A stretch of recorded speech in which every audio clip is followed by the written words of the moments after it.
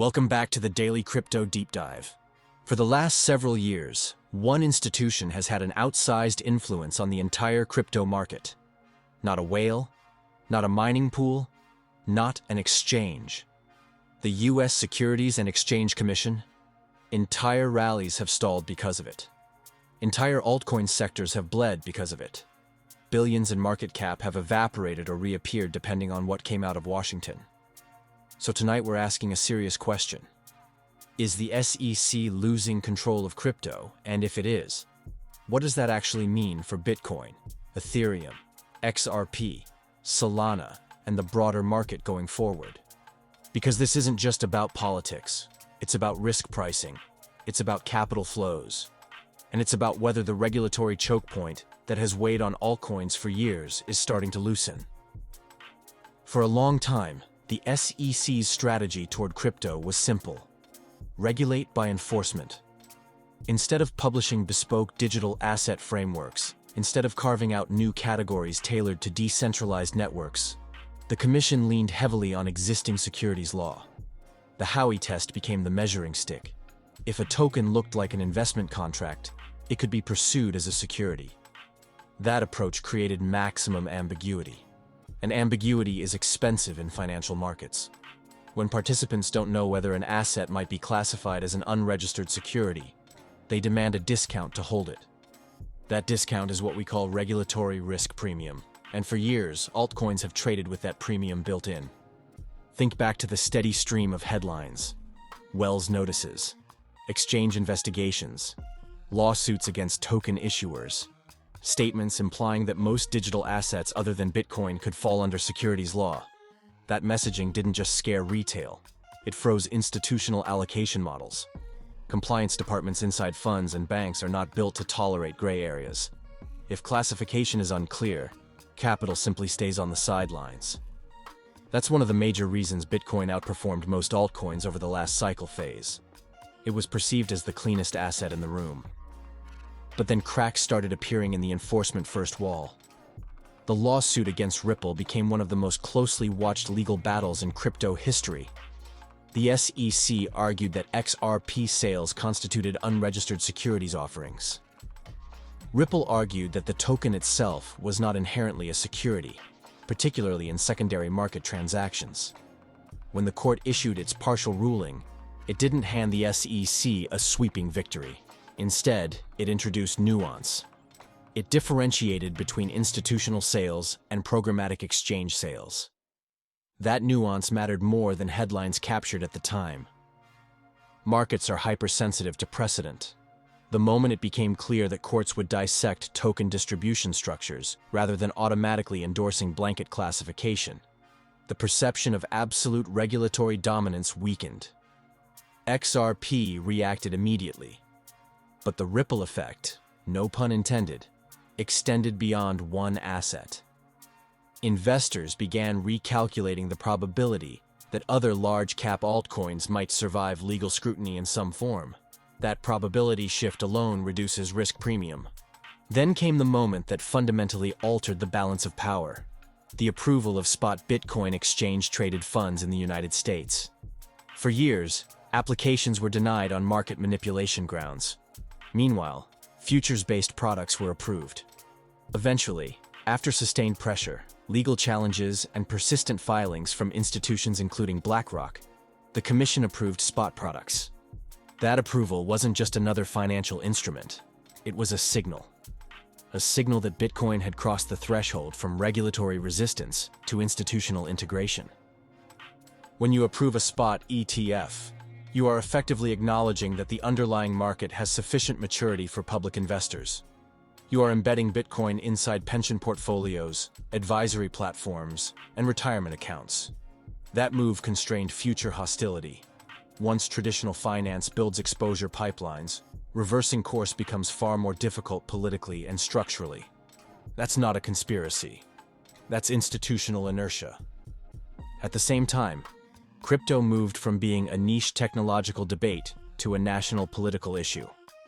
Legislators began drafting digital asset frameworks. Stablecoin oversight discussions intensified.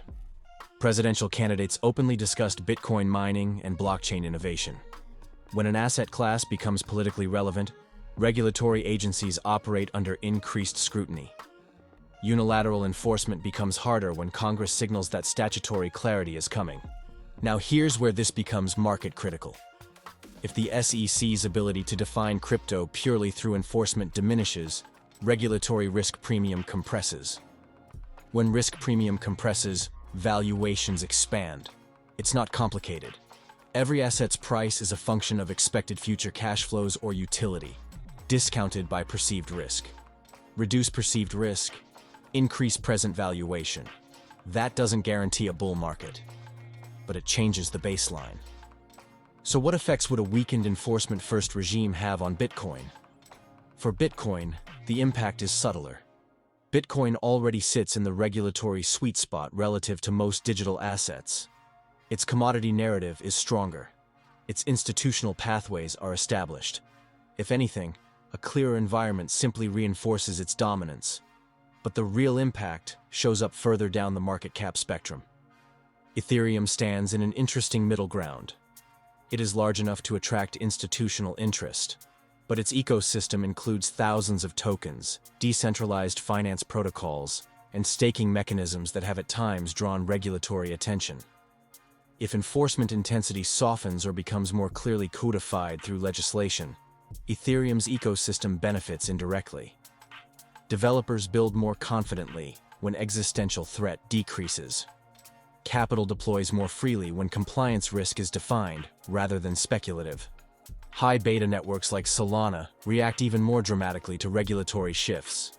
During enforcement-heavy periods, speculative capital retreats from higher-risk ecosystems first. When clarity improves, capital doesn't just return, it seeks volatility. Solana, by design, offers higher throughput and high beta price movement. In a clarity-driven expansion phase, that beta can amplify gains relative to Bitcoin.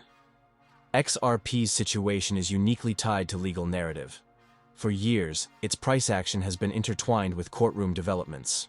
Each filing, each ruling, each procedural update influenced liquidity.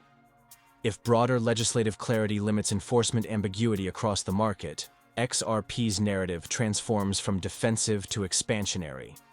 Instead of fighting classification risk, the conversation shifts toward utility, cross-border settlement, and institutional rails. Removing one major obstacle does not automatically create adoption, but it removes a valuation ceiling. Now let's zoom out. If the SEC's influence weakens because Congress codifies digital asset categories, capital allocation models change quickly. Funds that previously avoided altcoins due to classification uncertainty begin modeling potential exposure. Exchanges gain confidence in listing strategies. Projects gain confidence in token distribution design. The cumulative effect is liquidity expansion. But this is where we need to stay grounded.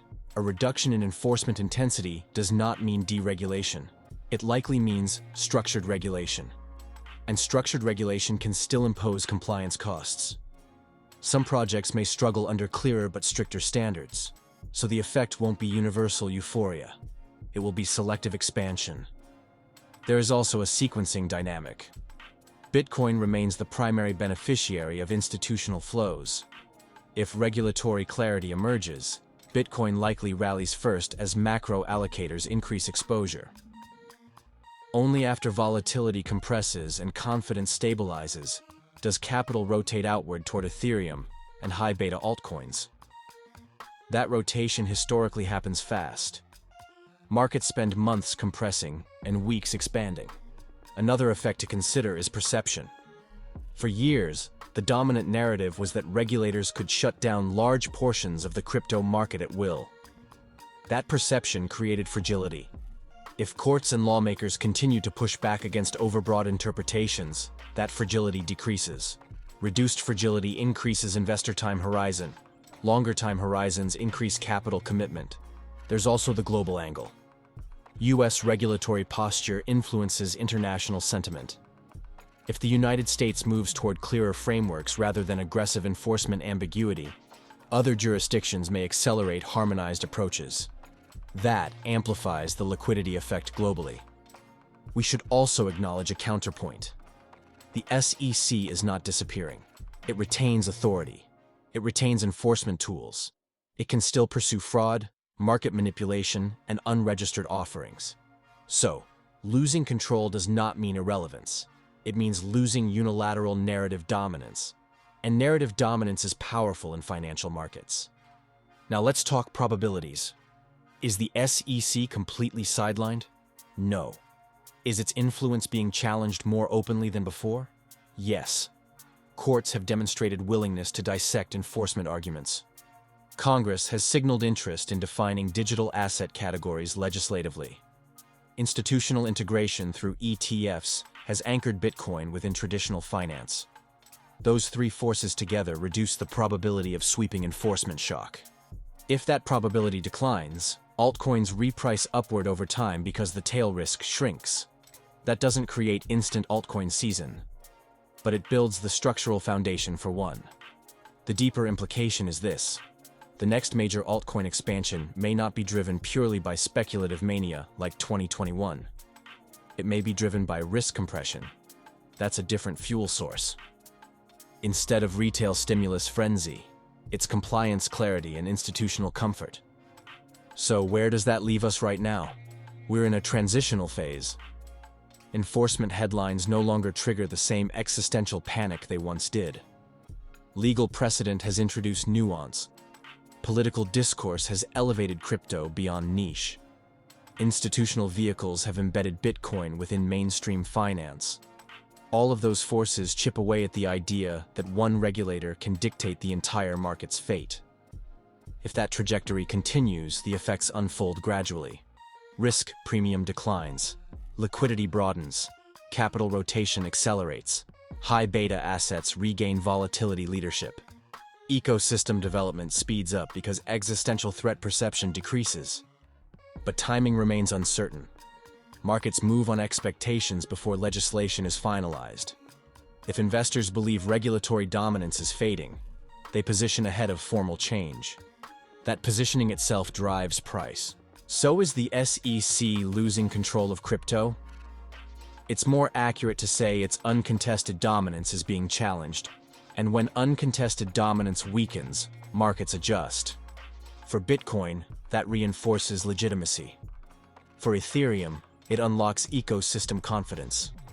For Solana, it restores high beta appeal. For XRP, it reduces narrative drag.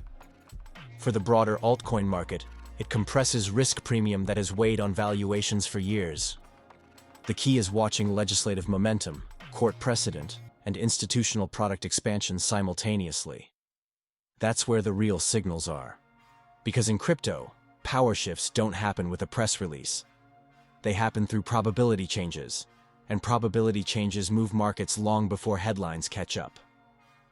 Drop your thoughts in the comments, smash like, follow, and as always, we will see you at the top.